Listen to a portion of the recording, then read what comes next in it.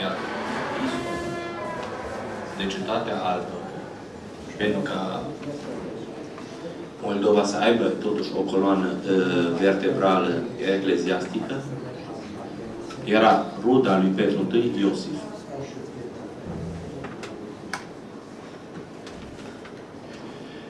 Ulterior, acest stat al Moldovei a încercat să forțeze nota.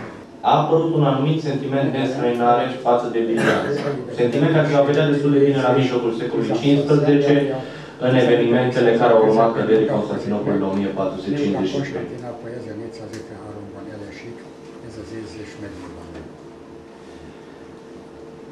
Ar fi, poate, încă o dată pe atâtea informații de oferit în legătură cu aceștia.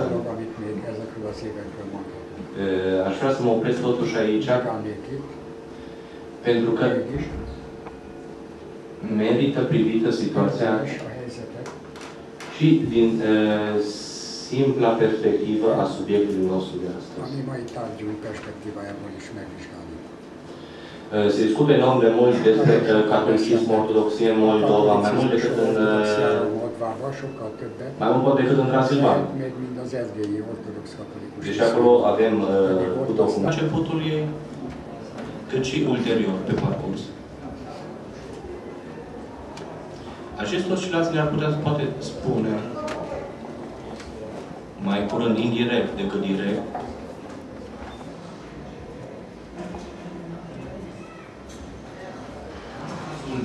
cea de lor principală, fiindcă în toată această istorie este grija față de ce, față de aceste premise, față de aceste condiții. Ceea ce am încercat să schițez astăzi,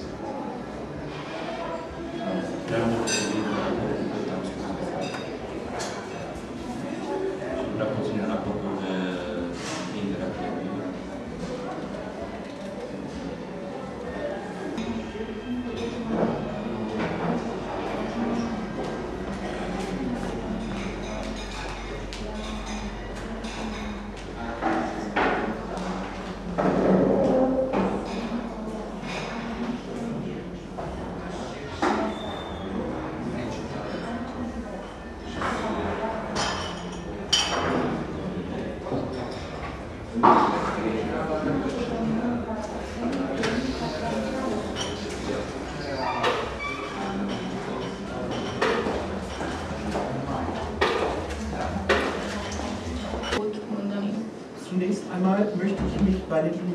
Először is szeretnék köszönetet mondani a rendezvény kezdeményezőinek és szervezőinek a meghívásért és a lehetőségért, hogy ezen a konferencián előadást tartottak. Ezen a történelmi helyszínen tanulságnak számít egy témakörnek figyelmet szentelni. Hogy milyen eredménnyel jár ez a rendezvény, két nap alatt eldől. Több mint valószínű, hogy az előadások lefolyása alatt más-más véleményt fogunk megosztani, amelyet jelenleg hangosan kifejezhetünk, nem mint az elmúlt időkben ezen a vidéken, vagy kisebbségek helyzetével.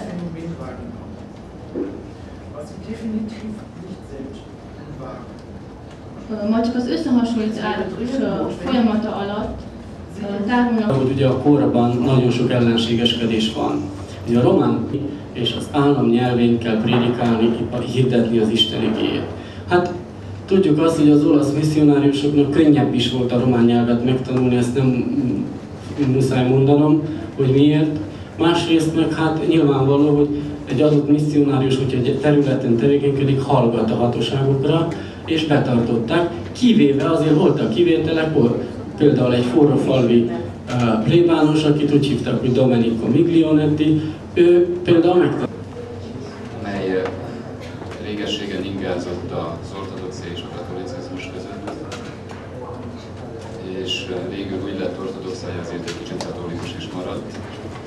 Hát szóval nem könnyű az identitásőrzés egy ilyen, úgy mondjam, zűrzavaros vidéken, és hogy az sem csoda, ha néha felmerül a rendcsinálás gondolata, ami esetünkben egy jó kis nemzeti homogenizálás formájában merült fel. Hát az a baj, hogy a rend nem azonos az egyszínűséggel, és ebből származnak a bajok. Én be is fejezném, és akkor, hogyha van kérdés az előadóinkhoz, akkor kérdés szívesen gyerek feltenni. Egy prédikáció alkalmával a bukaresti magyar pap említette, hogy Rógó érsek eldicsekedett neki, hogy gyermekkorában ő is tudott magyarul, de alig várta, hogy elfelejtse. Ezzel dicsekedett a bukaresti érsek. Muszáj, hogy elfogadja azt, az igazságot, hogy mi ő az. Magyar csángó. Még akkor is származású, neki magyar. Hiába mondja mellét, hogy ő román, Trajántól van, vagy Decebáltól, vagy akárki tőle, aki románoknak a származása, de mégis ő ezt kell tudja, és el kell fogadja, ezért meg kell szégyelje ő, hogy csángó. Hogy az ősei valamikor magyarul beszéltek, mert a falvokon sehol nem volt, ezt nem én mondtam, a román történelmi írók, ők mondják, kormuzák, itt lehet szépen olvasni, és mindenütt megtaláljuk, hogy mindenütt magyar, itt a Moldova területén a csángókat mindig katolikusok és román és magyarnak tartották. Én nagyon ismerem az ő családját, és jó barátok is voltunk sokáig. Az utolsó években lehet, hogy megromlott ez a barátságunk, de a családját nagyon jól ismertem. Nagyon jó. És ne szígyed, să-nu-ți fie rușine să spui cine ești, să recunoști cine ești. Nu e o rușine să spui că strămoșii noștri cândva au vorbit ungurește. Noi nu cunosc, dumneavoastră nu cunoașteți. Părinții dumneavoastră îi cunosc extraordinar de bine. Și știu și părerea lor care a fost despre catolici, despre cei din Tescani, îi cunosc extraordinar de bine.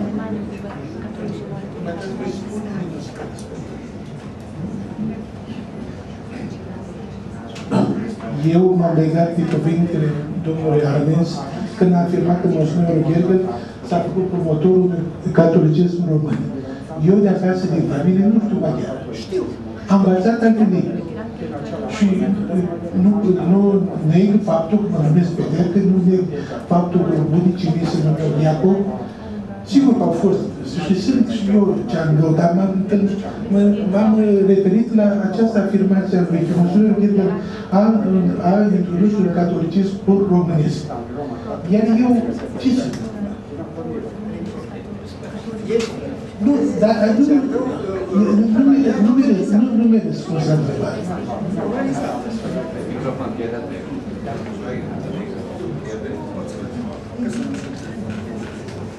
Köszönöm szépen az eddigi hozzászólásokat, és mielőtt mindenki vallomást tenne, hogy ki hová tartozik. Akarom a vitát, egy másik kérdést szeretnék föltenni, de történész annyit hadd mondjak el, hogy az elmúlt 3 évnek a tapasztalata az volt, hogy az eredet kérdéssel sehova se jutunk. Tehát a mai állapotokat, mai társadalmi viszonyokat, vallási, egyházügyi kérdéseket próbáljuk megvilágítani, megérteni. Ez a múlt is hozzátartozik természetesen, de nem az lesz a meghatározó. Ezt csak, hogyha már nálam volt a szó, elmondtam a véleményemet. Én az utolsó előadáshoz szeretnék egy kérdést feltenni, hogy vajon a mai állapota a moldvai reformátusoknak, arról mit tudunk, illetve igaz akkor az, ami azért az előadásból kiderült, hogy csak a nagyvárosokban találunk reformátusokat, tehát ez a kirajzás, ami minimális volt, ez kizárólag a nagyvárosok fele irányult, a falvakban nem.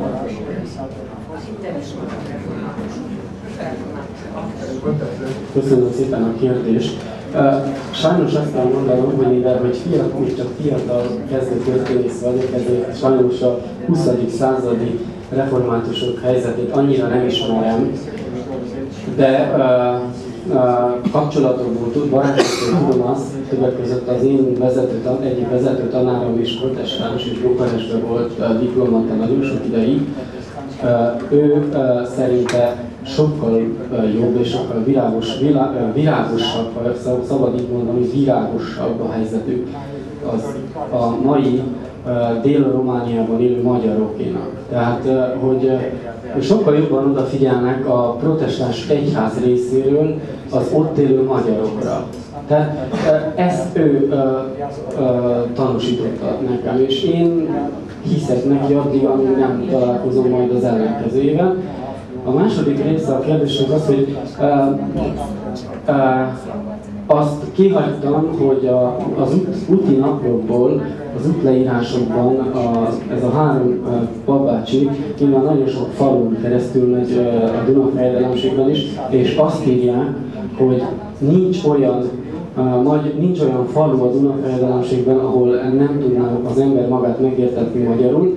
Ez azt jelenti, hogy majdnem minden faluban van magyar, tényleg. Tehát, ha nem is sok, de legalább egy-két család mindegyikben van. Ezt még Kós Ferenc is hangsúlyozza, mert ugye ő is készített egy felmérést a misszió előtt a protestáns egyház részére, és ő is azt írja, hogy nincs ritka az a falu az Unafejedelemségben is, ahol nem lehet megértetni magyarul az ember, tehát nem értetni magát magyarul az ember. Tehát gyakorlatilag minden faluban tényleg van legalább egy család, akik magyar.